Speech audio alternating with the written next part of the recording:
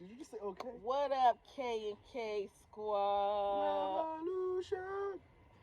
Okay, guys. So, where we at right now? It's been a very difficult ride, and we're trying so hard. And we just want to thank all of our supporters, people who've been emailing us, telling us to hang in there, looking out for us, sending us information, trying to, support us as far as housing and everything like that. But we don't know if this is where we're going to stay. We don't know if this is where we're going to settle. Things have been really difficult for us since the time that we walked off that plane. You can let her. Since the time that, I would say, since the time we made it on the continent. I have a video that I'll be showing about our process of coming into the country, as far as when we was at the airport, everything that happened to us, with my husband being taken away in the treatment facility because they said that he had COVID when he didn't, so they can extort us and get money from us. So I will be sharing that video because that was major. That was so major that we actually wanted to turn around and go back to America when we got off the plane. So ever since, we've been having difficulties. And I know I need to be louder because everybody keeps saying the sound is real bad. Well, you keep using the phone anyway. And I keep using the phone anyway. I do have a thing. You want me to go get that? No. Okay. We don't really need to make this too long. We need to get on the road. Be louder. We really need to get on the road. So one thing that we wanted to talk about today is this right here. What this is it's a like a beer bottle with a screw. I'm sorry, guys. With a screw punched in it so that it can sit flat like this, and the screw still sits perfectly up in the air. So this was put next to my tire where we usually park at when we go eat. Next. So we're here. I don't know where this place is at. I think it's called Casa Bellini is what it's called. So also, that's the Ghana police. So anyway, I wanted to show y'all what happened when we went to the village yesterday. What happened to my bumper? Brand spanking new car. And this what happened to my bumper. Just got this mother. Just got the tags for it. Bumper fucked up. Going down the roads are definitely not really safe. And you're gonna mess up your car. Yeah. And see, this whole thing is bending. It's fucked up now. The whole inside interior plastic is done. But how you doing? Now look what I found. That fell off.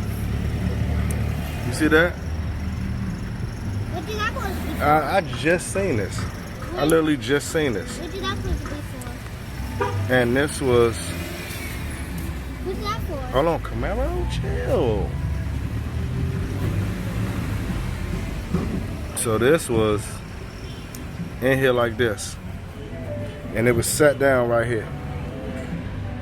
What do you think that means? So now I gotta watch and make sure that don't happen. Come on, go back.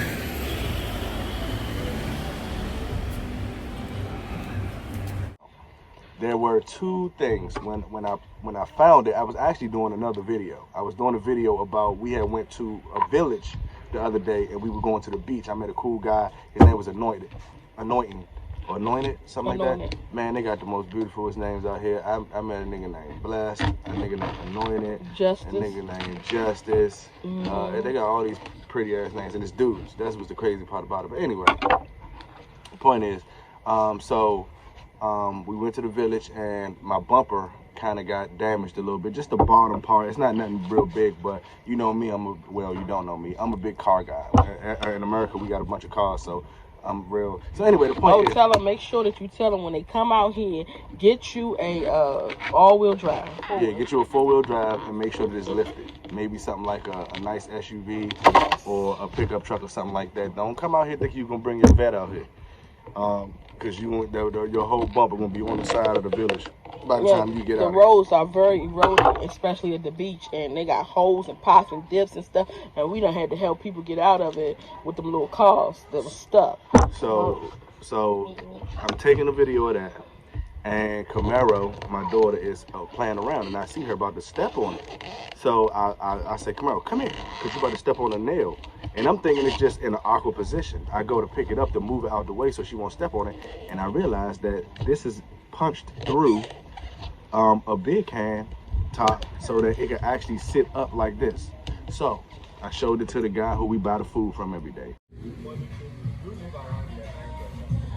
No, we try not to because we don't know what's happening out here. So maybe the person was just wanting to say that we get the flashback. Yes, that's what I'm thinking. He said, and then they will attack. Now they will come and help you fix your tire, but they will attack. Was any person doing this as a bad thing? That somebody will get take off. Maybe somebody is scanning, this amount. Then they will do that. But it hardly happens in them. Those kind of things, they hardly happen. The Ghanaian man naturally will try to corrupt himself by beating you up from India. This is 1,000, you collect 3,000. By coming to you physically to attack you for the money. I'm just trying to figure out the motive behind this. I feel like they wanted to bust my tire, and then they yeah. No. You said they'll attack you? Those maybe they think they're small. They want to collect them. Yeah, so he will attack you afterwards. Take that. Go do a video on it. Thank you so much. You're welcome. And he said, whoever did this is a sick person. He said that this was most likely done on purpose. They know who we are. They know we got money. And this was basically something that we were supposed to drive over top of. And then I guess they were going to follow us. And then once our tire either exploded or busted, we were going to have to pull over, and they were going to hop out, and they either going to try to rob us or they were going to try to sell us a new tire in the tire service for a very, very, very high price. One of the two. So, I mean, yes, it's very primitive. It's almost genius because, back in the States, when you want to flat somebody's tire, you just stick a blade in it, or you could sprinkle some screws and shit like that wherever they park at. But they had actually stuck this through the bottle cap so that it can stay perpendicular, so it can actually stay erect the whole time. So if you ride over this, it's no way this shit not going through your tire. No way. It's impossible. Now, like I said, people have sprinkled nails in people's driveways, but I've never seen something like this. This is perfect for flattening somebody's tire. So that's just something that I wanted to put it down. Throw it on the ground. Throw it on the ground. They got bugs coming out of them. Whoa. Like bees. No, that's like I see it. Look, right here. Oh shit, what the fuck is that? I don't know. Don't play with them things no more. That's enough. And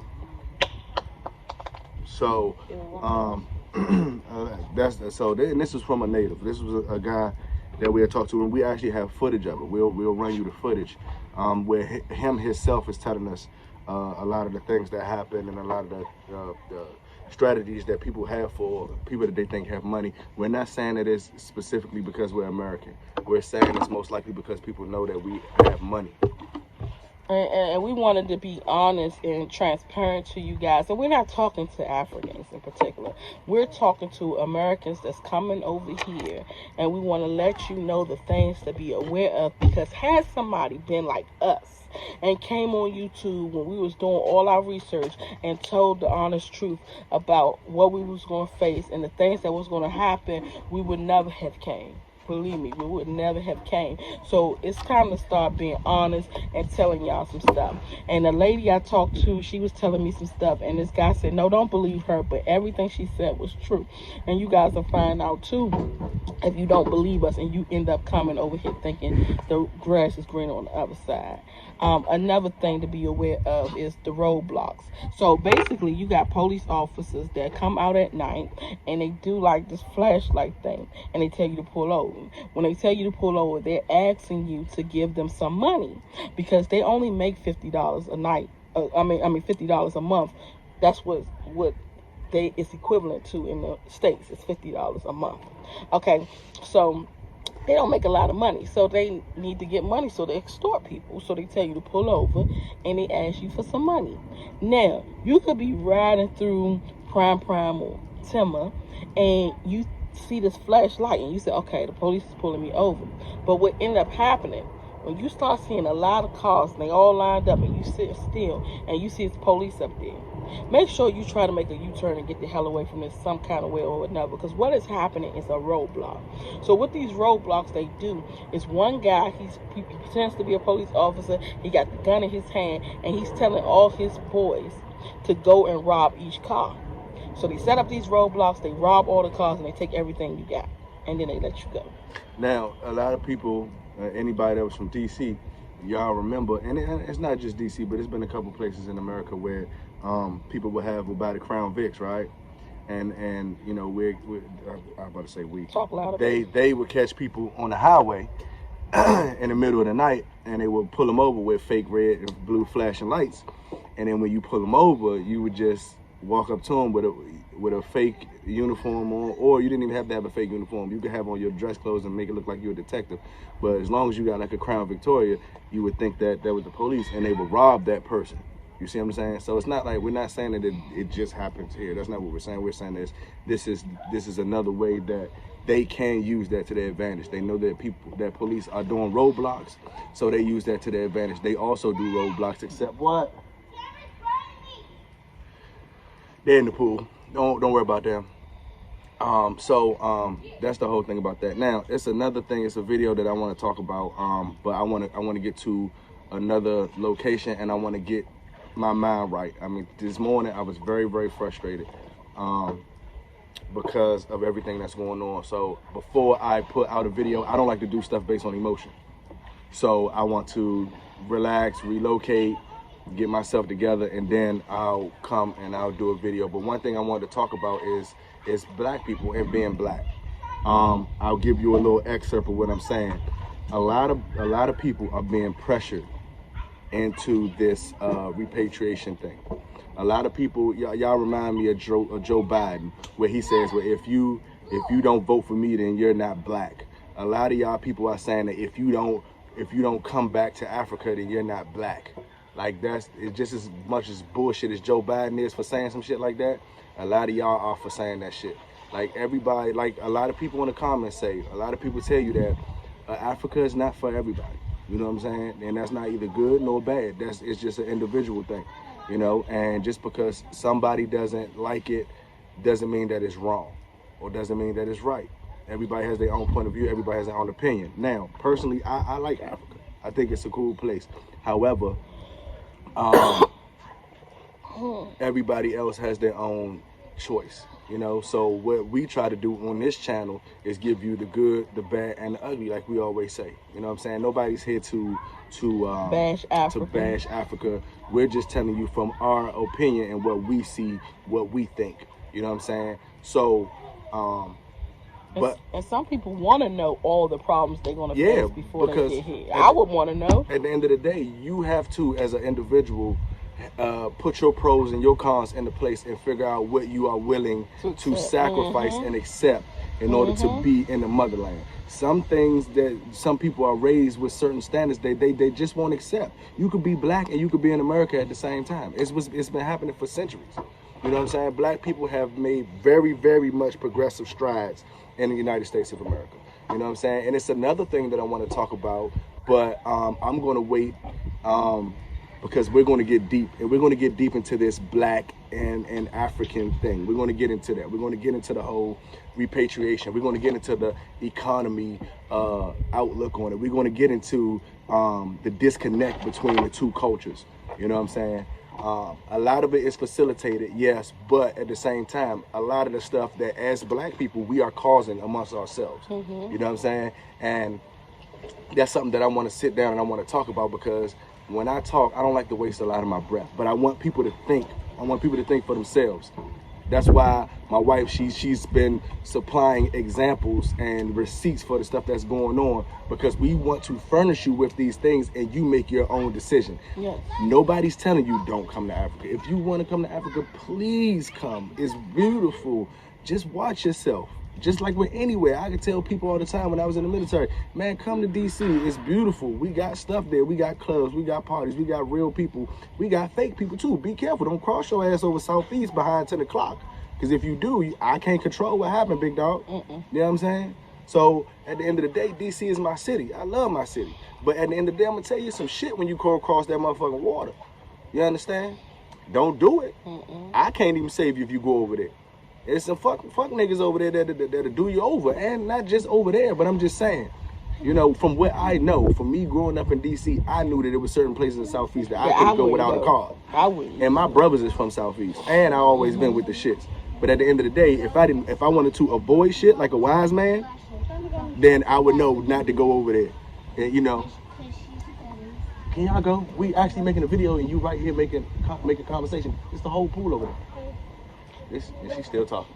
Yeah, so y'all really have to really think before making this move, if this is the right move for y'all. I've been talking to a lot of people on the continent, and I've been asking, I just have one question. Okay, stop splashing each other and go play in the pool. What is it about this place that you guys love? I know it's beautiful, we get that. But what else when you sit here and you see all the stuff that's happening, and you like, oh, but I love to stay here. Is it only because you want to say that you went to Africa, or you want to say that you live in Africa? What is it about this place? Because at this point, I'm miserable here. I'm miserable. When you see stuff like this every day, when you going through stuff every day, from the day you land, and not one good day, you like, damn. And every day I talk to somebody, it's some new shit to learn. I don't do things from emotion. You know what I'm saying? I've learned how to disconnect from my emotions a very, very long time ago. So if I do anything, whether it be good or bad, just know that I put a lot of thought into it first. You know what I'm saying? So for me, it's a pro and con thing. A lot of the problems here are pretty much out of our control when it comes to a lot of things. You know what I'm saying? Like I said, police stations, the corruption, the bribery and stuff like that. The fact that you can't defend yourself legally, you know what I'm saying? Or you're not equipped to defend yourself legally. And somebody said that, oh yeah, you gotta have your guns, this, that, and third, and you don't wanna fight, man. Anybody that know me, anybody that ever knew me since I was a little kid already know.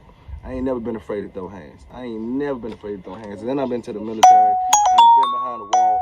I done did all that. So please believe I ain't scared to box it and punch a nigga down anywhere, anytime, any place. But at the end of the day, if you're outnumbered, the last thing you need to be is also outgunned. And just like I always tell people in the United States is in the land of the blind, the one-eyed man is king. You understand what I'm saying? And anybody knows that in history and in government, that once you disarm your people, that they have no control over what you can do to them. You've seen it in history. And that's why people in America are fighting so vigorously for the Second Amendment. Because they know that if America decides to take everybody's guns away, then that means the government can do whatever the fuck they want to do to us. You see what I'm saying? So it's not about being scared to fight. It's not about being a coward. It's about being able to defend yourself. Period. So whoever said that obviously either scared of guns or must be a punk theyself. Because I ain't never been afraid to fight nobody. Never. And you can ask anybody from DC, you can ask anybody in Atlanta, you can ask the parents at my kids' schools. Because anytime it's a problem, I'm saying, where your daddy at? So I can beat the shit out of him. Off rip. I don't have no problem. So that's bogus. And like I said, if me and you is somewhere, okay, I'm gonna give you another perfect example. 9/11. The motherfuckers controlled the airplane with box cutters. A whole airplane. A whole airplane full of people, grown ass men, Stop, Camaro. grown ass adults. Get out of there. You know what I'm saying? You don't know who was on there. It could have been the FBI, could have been police officers, could have been military personnel, could have been just a bunch of regular business people. But the whole point of the matter is a box cutter controlled the situation. So if you feel like the people are stupid for fighting for their rights to own a gun in a country that's known for racism and police brutality and like, to be honest, America is one of the worst places for human morale because people don't care about people. You know what I'm saying? People are only thing people worry about is themselves. So at the end of the day, I will always vote to keep my guns to protect me and my family. And I don't got to carry it everywhere I go. I can leave my guns in my house. That way, if a nigga come in my house, you guaranteed that you gonna get that green beam on your ass. So it's not about carrying guns because I'm scared to fight. So that was a dumbass comment, but I thought that I would address that. But yeah, black people, y'all gotta wake up, man. Y'all gotta wake up and stop being pressured to get into fads. You know what I'm saying? Everybody took a couple of people to say, oh yeah, man, you know, you not black unless you go back to the motherland, brother. You don't go back, you a punk. Yeah, this the year return, and this, that, and the third. You want to stay over here with the white man, nigga? We've been over there with the white man. You know what I'm saying? For centuries now. And we have made progressive strides. We came from being fucking slaves to being millionaires and billionaires. You understand? It's been hard, but guess what? We've been fighting for it. And we've been getting it. And people like ourselves that have houses that we own, cars that we own, successful children, careers, and we are helping other black people. Don't ever try to cut us short on our blackness because we decided that America was better for us, because we did our pros and cons and decided, oh yeah, we will visit, we will have fun, we will love the people, we will love our people, we will love our culture, but at the same time, we would rather be in America. But then you got to also think about it too. Africa is just like America, because you talk about in America the racism that and the injustice that we face. You have the same racism and injustice in Africa as well. When I say racism, all Africans don't like black people. They don't. They look at us like we totally different people. They call us white. Yeah, so we're gonna be honest. Like, we're gonna start really being honest here and really get down to the nitty gritty and talk some facts. But we're not gonna do that right now. Also, I want to mention too, if you was to get killed over here, let's say you get in a fight or a guy stab you up or rob you, you call the police. The police might not ever come. If he shows up 2-3 hours later, if that same guy is here and he give that police some money, that police gonna shut up and won't say nothing. And you just as dead as gone, and ain't nobody worried about it. They don't know you from Adam's Tomhouse case. You don't even belong to this country. They gonna move on like it never happened. Those are the things that you face here. So if you choose your pros and cons wisely, and I would all day rather choose somewhere with more pros and more convenience than I would with its less pros and less convenience. And like I said, we're not discouraging anybody from coming to the continent. Matter of fact, I encourage people to come to Africa. I encourage people to get out of there and get in touch with their people. I encourage people to come over here and take a break and detoxify yourself from the United States of America. I encourage that. This channel is only letting you know what to expect: the good, the bad, and the ugly. We're not telling nobody don't come over here. Not once have I told anybody, oh yeah, don't come over here, don't do this, don't come to that, da, da, da, da. All I'm telling you is, okay, so when you come over here, this is what's gonna happen, or this is what you may see, or this is what I've saw. So at the end of the day, people saying that, oh yeah, y'all agents and y'all this, that, and we trying to discourage black folk from coming to Africa. That's not, I've never not once told nobody not to come here. I'm telling you what may or may not happen because this is what I experienced as I've been here. So cut the bullshit. Let's make sense when y'all comment, bro. Because some of the comments y'all doing, y'all sitting around and y'all looking at 5 seconds of the video and y'all say, oh, let me hurry up and say something negative real quick. Let me say this real quick. Let me get smart with a nigga real quick. Like, that shit make you feel good. That shit, a lot of y'all motherfuckers just miserable. You know what I'm saying? You a grown-ass man with a 2-inch dick, that shit is not making your shit grow. None. I promise you. Type your comment and make it long as you want to, and I guarantee your dick's still 2 inches when you look down, nigga. I promise you that. And for you bitter-ass bras, type as long as you want. and we gonna see if your man come and tell you, baby, get off that shit and come get some of this dick. You know, he not gonna do it because you don't got no man. That's why you got so much time to sit right here and type all this dumb shit. So come on, man, get y'all life, man, get y'all shit together. And if you want to comment, make sure that shit makes sense. A lot of the comments y'all saying not making sense to me. Like I said, not once have either one of us ever told somebody don't come to here. I've never said that. I ain't never gave you no motherfucking warning, don't come to Africa. I ain't never did no shit like that. I've never said nothing like that. Like I said, if people want to come here, black people want to come here, please do. Please get this experience. Please get this connection. Find out if it is for you. If it's for you, wonderful. All I want to see is black people win. That's all I want to see. I don't give a fuck where you at. I don't give a fuck if you winning in the United States. I don't care if you winning in Africa. I don't give a fuck if you go to Iceland. Or UK. Or UK. I don't care where you go. Long as you go there and stack your motherfucking bread and be successful, I don't care where you are. But one thing that I'm sick and tired of is black folks trying to pressure niggas into doing what they want them to do. And lying to them to do it. And lying to them to do the shit. That's the whole point that we trying to address. Nobody's saying don't come here. Nobody's saying stay in America. We not telling you, a lot of y'all motherfuckers telling us what we need to do. Oh, go back to America. Oh yeah, you need to stay over there and make this shit work because that's your people. All that shit, I'm not telling nobody what to do. Y'all all grown ass men and women. All we telling you is what we've experienced, and you can, as a grown ass adult, should be able to make the decision for what you want to do yourself. Neither one of us have ever told anybody not to come here. So all that agent shit and all that, y'all getting paid by the white man bullshit, man, cut that shit out. I wish I was getting paid and a lot of motherfuckers that keep talking about this agent shit is motherfuckers that's from here. Like, because most of the Americans not even dumb enough to even think that, oh yeah, they just gonna hire two random black people to be in the fucking FBI or CIA just so we can damage the reputation of Africa. My whole thing would have been, why can't we just do this shit at home? Right. If that, why would the FBI and the CIA make us pack all our shit up? Uproot our kids in our house and our household just to do this shit. Yes. Where's the $1 million that we should be getting for this shit? Because this shit ain't worth nothing less than $1 million. But anyway, like I said, that's he needed. Oh, I want to address the comment too. A guy commented today and he said that I was mean because I said that yesterday when we was driving, somebody came up to the car and just started washing the windshield. So I said, why the fuck did he do that? This shit, silly shit. So he got an attitude about it. So I addressed the comment and I told him, first of all, that's like putting me in a trick bag. Don't come into my car, washing my car, and make me pay you. What if I don't have no money? Then what? That's my whole question I ask them every day. Because we had a guy the day before that came up, ripped my daggone windshield blade off and told me it was broke. Then ripped the other two off and told me those was broke too. And changed all of them and said, give me 250 CDs. Yeah, he wasn't doing it for free. Yes, and I said, why would you do that? And at the end of the day, she keeps telling him, no, don't worry about it. We don't need it. He's like, no, don't worry about it. Just give me 100 CDs. Just give me 100 CDs. We're like, no, we don't want it at all. No, go ahead. Just give me 100 CDs. Just give me 125. Just give me 115. Just give me whatever you got. And we like, no, bro, we don't want to give you nothing because we don't want to do it. When we need to change our blades, we will change our blades. And then when he asked, give me my blades back, they was all broken up. I know my blades wasn't broken up before you took them off.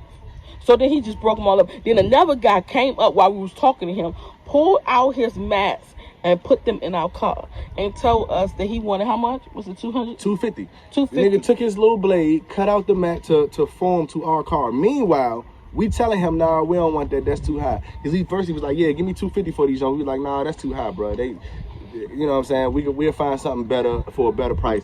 He like, nah, don't worry about it. Don't worry about it. We'll work with it. He cutting the shit up. We like, nah, don't even trip. He done already cut it up. So then at the end of the day, he says, we was like, man, yeah, you know, we just gonna wait. We gonna wait. We told you that. We gonna wait. He said, oh, well, I done already cut the mats and put them in now. He said, well, we kept telling you not to do it. But now you expecting your money. Now I could be the black American from the hood and say, nigga, fuck you, go about your business, or I'm gonna poke your ass. Or I could try to be peaceful and say, all right, go ahead and give him the money because he didn't already did the work. But don't force me to do it. So for the person that's talking about something, oh yeah, y'all ignorant for not letting that man wash our windshield. You come over here and pay him for washing my windshield. You come do it. Because all he was gonna do now is ask for money that we probably don't even have. We got 4 kids with us. You know what I'm saying? We got money, but at the end of the day, we don't know exactly when or if we're even gonna go back to America. We trying to make this work. We're gonna go see more things. Because everybody keeps saying that, oh, you know, just because you in this place, that's not the whole Ghana, that's not the whole Africa. And you're absolutely right. And as adults, we understand that, and that we will go and we venture off and we will see what else Ghana and Africa as a continent has to offer us. You know what I'm saying? So for those people that said that, we agree with you. We will go off, and today we will be taking a road trip, and we will go and look around Africa and Ghana and see what else we got to, you know, before we decide whether we want to go back to America right now or not. But there is a lot of things that we're not willing to deal with like even people speaking a different language. We're in a foreign country. We have to have somebody with us every time we travel. That makes no kind of sense. In America, we didn't have to do that. So now we got to call somebody and tell them, all right, we got to feed this person, and this person got to be with us all day. We got to deal with this person in certain things that we can't talk about as a couple because this person is there. And we got to deal with them all day long, every single day, because we can't travel on our own without a person because we might get frauded. Extorted. Scammed. You know, it's just, and it's so many things. And like I said, we are independent people. You know, when we moved around the United States, we already knew the hot spots, which is sad that we have to even say that, but we knew the hot spots. We know that I think it was me and my boy, he was getting re-stationed in California. Texas. And we had stopped in Texas. I think it was like Amarillo or some shit like that. And we had got a hotel for the night, and me and my boy, we came downstairs. We was like, hey, we just want to go and get a couple drinks for the night. Just a nice little bar or something like that, blah, blah. So it was a white lady that was a receptionist. And she, my boy was white. And she looked at us and she was like, first of all, let me apologize. I'm sorry. But people here are stuck in the time capsule. I know a bar. It's a couple miles down the road, but I would advise y'all not to go because people are still stuck in the old school mentality. When she said that, I already knew what she meant. What that basically meant, it was probably a bunch of fucking redneck ass Texas bikers down there. And that when I went into that bar with my white friend, they was gonna try to press the issue and somebody was gonna end up getting hurt. We know how to move in the United States. Also, like I said, whenever we go travel, whenever we go anywhere and we know that we going on some crazy shit, guess what happened? Guess what's coming with me? My 30. You know what I'm saying? Guess what else coming with me? Mr. AR-15. So if anybody decide that they do want to act out, and we in the middle of nowhere, Desert Eagle, all that shit, I bring the whole family. I bring the Eagle. I bring the Beretta, the military issue. I bring the motherfucking AR-15. I bring the 2.380s. I bring the little deuce to put in my boot while I'm going to the gas station. Motherfuckers is crazy everywhere. And best believe, if you want to get crazy, I can get crazier. And in America, guess what? I have that right. I might have to fight for that motherfucker once I do it, but at the end of the day, I'd rather goddamn be judged by 12 than to be curried by 6 any day, especially when it comes to my family. So when I'm traveling, best believe I got that thing or two on me. My kids know how to shoot. My kids got their own guns. So if you run up on this motherfucking car while we in the middle of Texas, best believe you gonna catch whatever the fuck we got coming out that motherfucker, and it ain't gonna be no friendly warning shot. Over here, we can't do that. You're not even supposed to have guns in the motherfucking country. So that means if we riding out here in the middle of the night and we going down the motherfucking highway and a band of goddamn pirates or just anybody, because niggas is crazy everywhere, decide they want to run up on us, what the fuck we gonna do? Box 17 niggas? Nah. That's not a way to live. Also, another thing I was thinking about before repatriating was it's about to be a food shortage. Because I'm all into this stuff that's happening with the government. So there's about to be a food shortage, and we're going to have to start growing our own fruits and vegetables. And I had bought a greenhouse. I had bought all my seeds and stuff. So definitely go get your seeds now, because it's going to be a time where there is no seeds, or it's hard to get. It's already hard to get now, and they high as hell. But you go on Amazon, you can order your seeds now. Start growing your own fruits and vegetables. Okay? So that's very important. It's about to be a food shortage. But one place that definitely will survive is Africa, because Africa's already used to growing their own stuff. Black Africans are very self-sufficient. They are very independent, and they are very in touch with earth. They know how to grow their own stuff. They know how to grow their animals. They know how to fend for themselves. A lot of Americans are very sheltered and deal with processed food everything is already done for them. They got microwaves, they got fast food restaurants. They got processed food. They got canned foods. They got salt in them there, so you can keep the motherfuckers in your shelf forever. That's the things that people have in America. In Africa, a lot of places don't have that. So they depend on their instinct. They depend on their knowledge of the earth itself, which is a wonderful thing. So that's why another reason why we came over here, because we wanted to get in touch with that. That's a very important thing. If the world ever was to shut down as far as the internet and a food shortage, motherfuckers in America wouldn't know what to do. They wouldn't be able to survive 24 hours. I promise you that. Niggas would go fucking crazy. No internet, no fucking Facebook, no YouTube for 24 hours. Like literally on a motherfucking national level, niggas would go insane. The whole goddamn United States would explode. If they said, okay, every fast food restaurant is shutting down, you would not be able to go to Walmart and get y'all processed cut chicken. Niggas wouldn't know what the fuck to do. It could be a chicken running right past their ass. Niggas be like, man, I'm not touching that nigga. You know what I'm saying? Over here, that's not the case. They know what to do. They know how to handle it. They don't need extra shit. They don't need your help. That's what we like. We like that shit. That's a pro. You understand? So at the end of the day, don't sit right here and try to make it seem like we trying to prevent shit. All we doing is giving y'all the real. So that if when y'all do come over here, man, this is what y'all looking forward to. Some people may be able to handle, some people don't.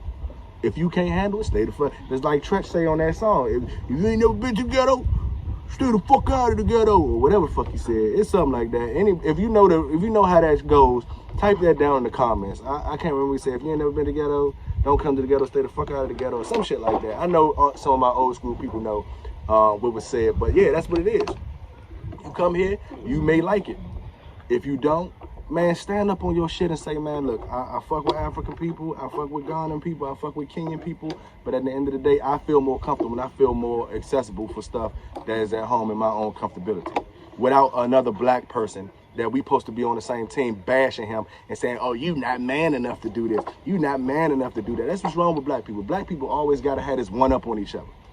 Y'all always got to feel like y'all superior to people, and I get it. That's because of the inferiority complex that we have when it comes to white people. We always feel like, okay, well, if white people have always been over top of us, and whenever you see rich, you think white. Whenever you see beautiful, you think white. You know what I'm saying? We have this inferiority complex, and I'm probably saying it wrong, but we have that complex. So now when we see each other, we have to figure out a way to be superior over that person.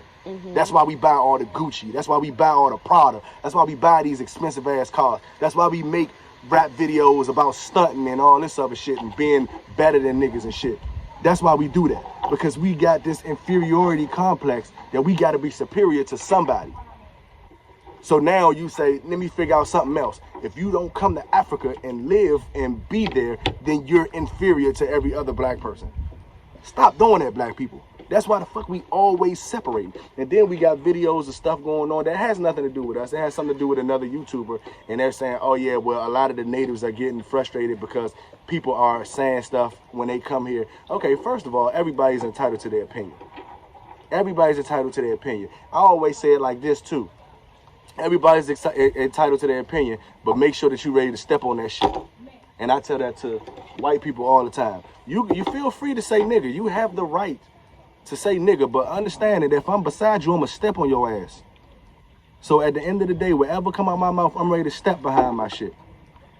So first of all, for the natives, this is no disrespect. When people come to America, and I have plenty of African friends from in America. One of my guys, he from Sierra Leone. That's my military buddy. That's my dog. I love that nigga like family. I got other people that are from Ghana. Her father's from Ghana. You know what I'm saying? We've done business with people from Nigeria, from Kenya, from Ethiopia. We used to work in the nursing industry. 90% of the nursing industry in DC is from Africa.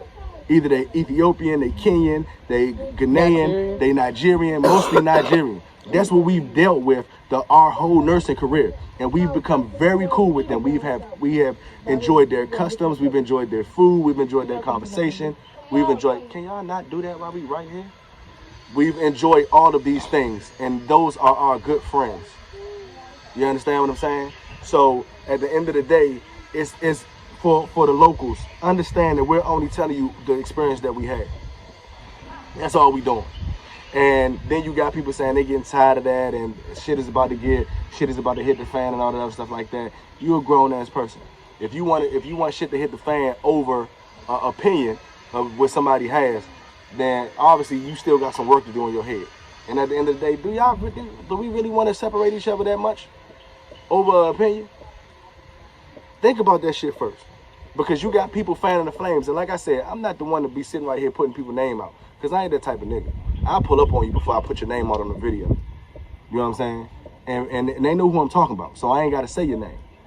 You know what I mean? Stop fanning the flames between Africans and African Americans. Excuse me. Stop doing that. If anything that we need unity. Mm-hmm. So stop putting out the fucking videos talking about, oh yeah, shit about to hit the fan over some fucking opinions. Only females fight over opinions. I'm sorry. No, so because, because I feel like they wanted us to come here and say all this good stuff about it to bring more people here, but it's an agenda behind that. They want us to bring more people here so they can get more money in the economy. Okay, but that's a whole nother video. Okay. We're going to talk about that. That's a whole nother video. So, at the end of the day, that's the whole thing. My focus this video is about black people trying to degrade other black people because of their personal experiences and what their standards are. And about this whole little booby trap right here. This whole primitive booby trap. This some caveman shit. But I guess what? That shit is effective. Me, I'm always ready. But like I said, vigilant. I'm very vigilant about the shit that I do. Now, this shit right here, whoever did this and whoever think that this shit is funny, like I said, even if this shit would have worked and you'd have ran up on me, somebody would have lost their life and it wouldn't have just been me.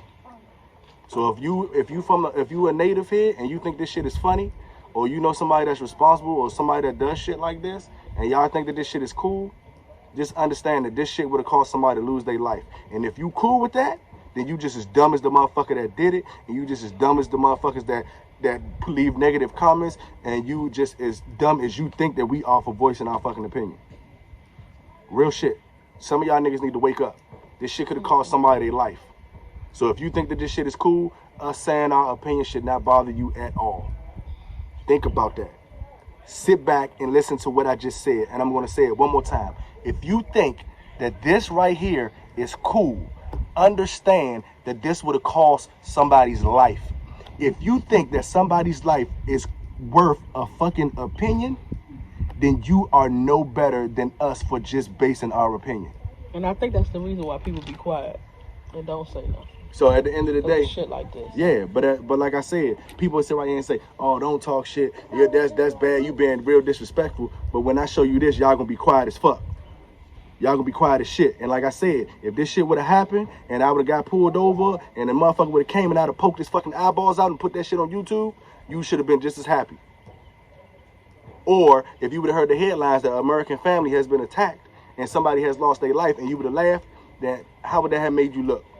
Because you're laughing at our demise over some fucking opinions that we have, and you're calling us disrespectful and negative. Think about that. That's all I'm gonna say. Because we got to get on the move. Okay, so we about to get on the road, y'all, and I'll talk to y'all later.